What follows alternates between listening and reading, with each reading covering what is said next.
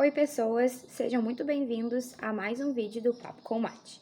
Então pega teu chimarrão, te aproxega e vamos conversar.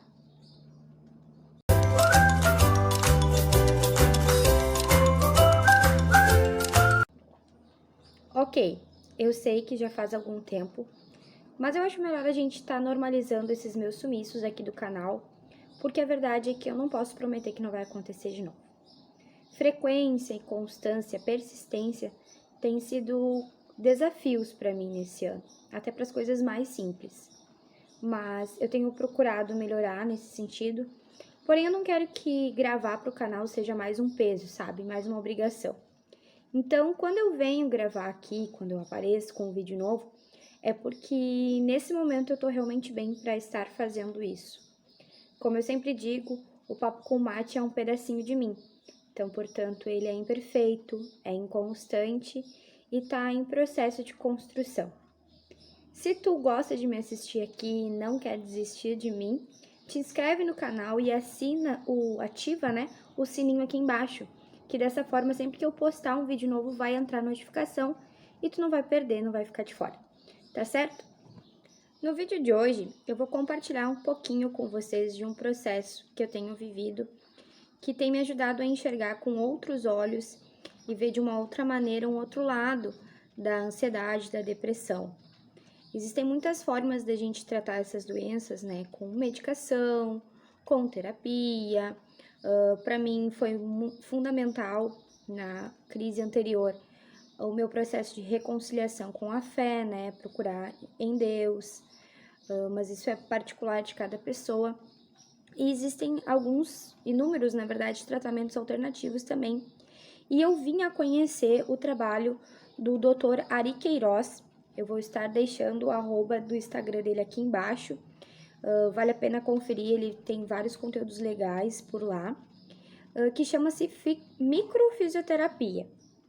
Né? Foi uma indicação que foi feita, na verdade, para minha mãe, né? E a gente resolveu procurar esse novo método, que basicamente, eu não quero estar falando nenhuma besteira aqui, tá? Então, os meus relatos, como eu sempre digo aqui no canal, é como paciente, é como minha experiência pessoal. Então, de repente, seria legal vocês procurarem um pouquinho mais a respeito da microfisioterapia. Mas, basicamente, a microfisioterapia é uma técnica de terapia manual que identifica o problema, a doença em si, através da palpação. Basicamente é isso, tá?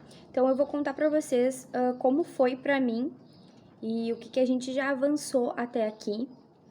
Provavelmente eu vou dividir em duas partes esse vídeo, porque talvez ele fique um pouco extenso demais, certo? Mas na primeira consulta que eu tive com o Dr. Ari, a gente já fez alguns avanços.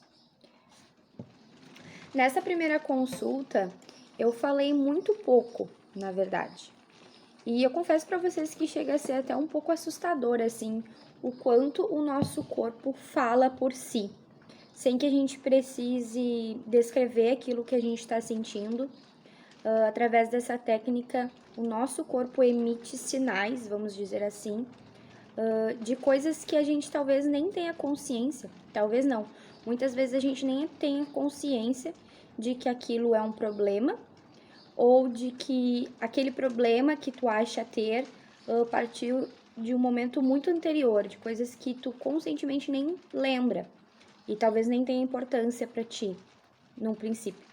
Mas o nosso corpo, como o Dr. Ari fala, né, ele trabalha com a linha de que tudo está ligado, né, o nosso físico, o emocional, mental, tudo, uma coisa faz parte da outra.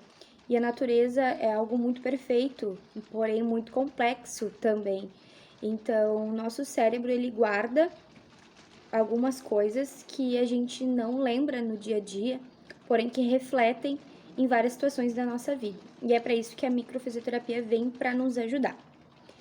Então, nesse primeiro momento, ele me fez algumas perguntas básicas, como a minha idade, qual foi...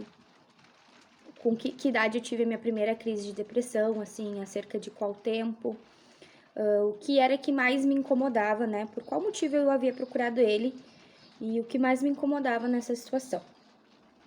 E aí eu respondi pra ele, e o que mais me incomoda, né, principalmente durante esse ano inteiro, foi o cansaço extremo que eu tinha no meu corpo, o desânimo, a falta de vontade, ou eu pensar, né, fazer alguns planos e algumas metas, mas não conseguir pôr em prática, e chega a ser uma dor física mesmo. E aí, a partir daí a gente começou a trabalhar. Eu deitei numa maca, assim, e aí ele toca em várias partes do corpo da gente, e a partir dali ele vai montando um diagnóstico, vamos dizer assim. Então, a partir desse primeiro momento, nós traçamos 4 pontos importantes a respeito da minha depressão e ansiedade. O primeiro deles é o ponto inicial. O Dr. Ari conseguiu perceber que existia uma carga hereditária pelo lado materno. E aí ele me perguntou se eu sabia de algo que teria acontecido, que fosse um evento marcante para minha mãe acerca dos 15 anos dela. A minha primeira crise de depressão foi com 16 anos, tá? E aí o que eu relatei pra ele é uma coisa que minha mãe sempre me contava, assim, é uma coisa que ela fala, que a mãe teve uma infância, né, normal, difícil, como todos naquela época, e o meu avô, ele era alcoólatra. Mas apesar disso, eles tinham uma relação, um vínculo muito forte. Ele como pai e filha, eles eram muito ligados, assim.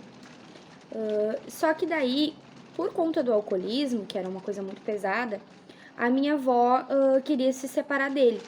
E aí ela sempre dizia que ia esperar a mãe fazer 15 anos pra se separar dele. Porque a minha mãe tinha um irmão mais velho, né, meu Dindo. E aí, quando a mãe fizesse 15 anos, então a avó se separaria do meu avô. E aí, como a mãe era muito ligada no pai dela e tudo mais, ficou inconscientemente nela também, né? Essa questão dela não querer chegar aos 15 anos, dela não querer completar, porque ela sabia que a partir desse momento algo ruim aconteceria. E aí vem, tanto é que a minha mãe detesta, ela te apavora, é o que ela sempre fala, que ela não queria nunca que chegasse os 15 anos, que normalmente é um momento muito especial para as meninas, principalmente, né, a festa de 15 anos e tal. É uma coisa que a minha mãe não gostava e não gosta, enfim. É um negócio que ficou tipo um trauma pra ela, tá? E aí isso foi ali a cerca dos 15 anos. Isso, vinculado ao meu cérebro e essa questão hereditária, torna um medo de crescer. Então, passou para mim, hereditariamente e inconscientemente, essa questão do medo de crescer e de seguir em frente e de evoluir, justamente nessa época ali dos 15 anos, antecedendo os 16, que foi minha primeira crise de depressão. O segundo ponto foi que nós conseguimos montar, né, visualizar um ciclo que se inicia aos meus 6 anos, quando eu tive traumatismo craniano, e aí então meu cérebro sofreu um dano físico naquele momento. A princípio, a sequela visível que teria ficado seria a questão da visão, né, que é por isso que eu uso óculos. Porém, naquele momento, o meu cérebro teve um choque, tá? Aí, 6 anos. Aos 16 anos, a minha primeira crise, envolvendo essa carga hereditária, esse medo de crescer, né, que estava dentro inconscientemente, e ainda permanece, na verdade. E agora eu tô com 26 anos, né, com este novo ciclo. Eu tive uma crise de depressão nesse tempo, entre os 16 e 26. Eu acho que eu tava ali em torno de 23 anos. Mas é um ciclo que faz algum sentido, se a gente começar a montar as peças do quebra-cabeça, como eu falei pro Dr. Ari, assim, porque não fazia sentido pra mim, sabe? São coisas que eu achava que não seriam nem um pouco relevantes. Por exemplo, essa questão da história lá da minha mãe quando tinha 15 anos, era algo que ela contava e pra mim não remetia nada, sabe? Mas pro meu inconsciente, na verdade, sim.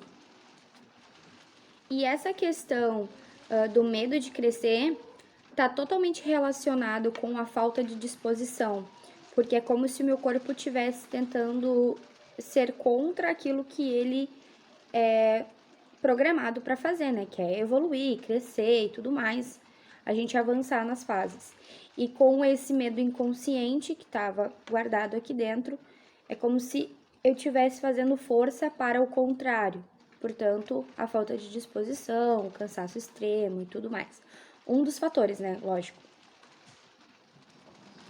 O terceiro ponto que nós visualizamos foi a questão do grande sentimento de frustração. Quando o Dr. Ari falou assim pra mim, olha, Marina, o teu corpo fala muito, tem muito a dizer. Mas o sentimento que eu vejo, assim, que tá gritando dentro de ti é uma sensação de frustração, de estar perdida, de não saber qual o teu propósito. E quando ele começou a falar isso, eu fiquei em choque. Porque eu fico pensando, como ele sabe isso, sendo que eu não falei nada. Eu não falei nada pra ele antes dele tocar em mim, por exemplo, né? Quando eu cheguei lá, não disse nada, ele não me conhece, enfim. E é exatamente o que eu estou sentindo durante todo esse ano, né? É isso que vem me incomodando. Isso também, essa questão, é exatamente isso, de estar perdida, de não saber pra onde ir e qual é o meu propósito e o que eu tô fazendo aqui, sabe? E aí ele falou assim, eu fiquei, nossa, sim, muito, é verdade. E aí ele explicou que para nós, seres humanos, isso está muito relacionado com a nossa vocação, ao nosso trabalho, né? Que a gente procura muito a nossa satisfação naquilo que a gente exerce. E realmente é algo que me incomoda muito desde sempre, eu não saber aquilo que eu realmente quero fazer. Eu tenho alguns interesses, algumas vontades, mas nunca tive... Eu até tenho um vídeo aqui no canal falando sobre isso, essa questão, né, de tipo, amigo meu sabe que quer ser médico desde pequeno, a minha mãe sempre soube que queria ser professora, sabe? Tem gente que desde criança sabe aquilo que quer ser, sabe? Ou então tu te descobre ali, né, naquela época do ensino médio, vestibular e tudo mais. E eu não tive isso, sabe? Eu nunca realmente trabalhei com algo que eu realmente quisesse, ou que era algo que eu realmente tivesse vontade. Eu sempre fui trabalhando porque eu precisava trabalhar, né, por necessidade, no que tinha disponível. Gostei de trabalhar, todos os lugares que eu trabalhei foram legais, sabe, foram bons períodos, eu aprendi várias coisas, mas nada que me despertasse, porque claro que todo emprego, né, todo trabalho vai ter os seus prós e os contras, vai ter os dias ruins, isso daí é normal, nada é um mar de rosas. Mas quando tu trabalha com aquilo que tu gosta, até nos dias ruins e nas coisas difíceis e nas correrias, não é tão pesado, porque pelo menos tu sente que tu tá fazendo aquilo que tu nasceu pra fazer. E comigo não é assim. Então, por isso eu canso muito nos lugares onde eu estou, né? Eu começo a trabalhar no lugar, eu gosto do lugar, eu gosto do que eu tô fazendo, eu me relaciono muito bem com as pessoas com facilidade, então isso facilita muito, né? Mas eu enjoo com facilidade, porque não é aquilo que eu realmente quero fazer. E aí começa a ser desgastante, começa a ser estressante, e aí vem todo esse ciclo vicioso de, ah, meu Deus, eu não sei o que eu estou fazendo, e eu sou inútil, e tararararara. E aí o Dr. Ari falou uma coisa que fiquei chocada novamente, que é a questão, e ele disse assim pra mim, tu vai se sentir realizada quando tu trabalhar com algo que esteja relacionado à comunicação. Porque a tua vocação é essa. O teu corpo tem muito a dizer, tu tem muito a dizer. Tu quer ser ouvida. E eu fiquei assim, não. Tu conhece meu canal, doutor? E aí eu comentei com ele sobre essa questão do canal, que ele não era a primeira pessoa a me dizer isso, que sempre me falaram que eu me comunicava muito bem, que eu sentia isso também, eu senti que isso era uma qualidade. E obrigado, caminhão. Mas que eu não tinha trabalhado com nada sério realmente em relação a isso, mas que fazia muito sentido, porque eu tinha um canal despretensioso no YouTube, que eu fazia sem uma questão sem ser profissional, assim, sem nada, mas que me fazia muito feliz, que quando eu gravava pro canal eu me sentia realizada, né? Que é o que eu sempre falo aqui pra vocês, que eu não tenho pretensão nenhuma, mas de repente é um sinal, sabe? São vários sinais que vêm em relação a isso. Eu sei que também, se for pra ser por esse lado, eu preciso me dedicar mais, enfim, mas isso é uma outra história. Mas eu me sinto bem quando eu gravo, então é por isso que eu tenho o canal. Mesmo que eu não tenha muitas visualizações, que eu tenha poucos inscritos, enfim, que não tenha números, eu me sinto realizada quando eu consigo postar um vídeo, sabe? Então, faz sentido. O quarto e último ponto, porém não menos importante, partiu de algo que na verdade eu falei para ele, que era a questão que eu sabia que sair dessa situação dependia totalmente de mim e que isso me dava muito medo, porque eu não conseguia, apesar de querer muito, e eu não tinha forças. E ser diferente dessa vez, eu me senti diferente nessa crise do que anteriormente. E aí foi quando foi um divisor de águas, na verdade, para mim, que ele disse para mim: "Não, tu estás errada. Não depende totalmente de ti." Embora seja relativamente verdade, existem coisas que fogem do nosso controle. Tanto é que existiam pontos ali que faziam diferença dentro da minha doença que eu nem considerava relevante, que eu nem achava que teria importância. Que o nosso corpo, ele é muito perfeito. E existem coisas que a gente não sabe, que precisa controlar e dominar. Então, portanto, não está totalmente no nosso controle. E essa falta de força, essa dificuldade de seguir em frente, de se levantar, prova isso, entende? Porque se fosse fácil, não existiria tanta gente com depressão e ansiedade. Se fosse só querer sair disso, ninguém optaria viver dessa forma, né? Não faz nenhum sentido. E essa sensação de total responsabilidade só colabora mais para esse sentimento de frustração, de poxa, como eu sou menor, né? Porque tem pessoas que conseguem. Nem tudo que funciona para um vai funcionar para outro, né? E essa questão da comparação também, tipo, o fulano ficou bem, por que eu não consigo ficar? E muitas vezes vem das próprias pessoas também, estão querendo te ajudar, contando o lado delas e a história delas, mas aquilo que funcionou para elas não vai funcionar para ti. Tem pessoas que só com a medicação simplesmente melhoram. Tem gente que precisa muito da terapia. Tem gente que só com a relação com Deus, só com a fé é curado. Mas cada história é uma história, então a gente não pode se comparar. A gente precisa sim se apoiar e trocar informações, porque às vezes quando a gente escuta a história da outra pessoa, isso abre os nossos olhos e aí a gente também pode pensar assim: nossa, posso tentar isso, mas nem sempre vai funcionar. Então a gente precisa ter consciência de que somos doentes e que precisamos buscar soluções, como toda e qualquer doença, para sair dessa fase. Mas que o nosso problema, a nossa depressão, a nossa ansiedade, ela não nos define, não diz quem somos, mas o que estamos passando nesse momento, sabe?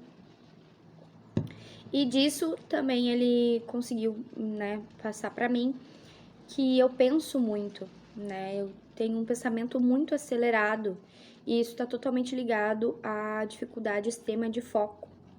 Então, eu quero muitas coisas ao mesmo tempo e a minha cabeça não para em nenhum momento.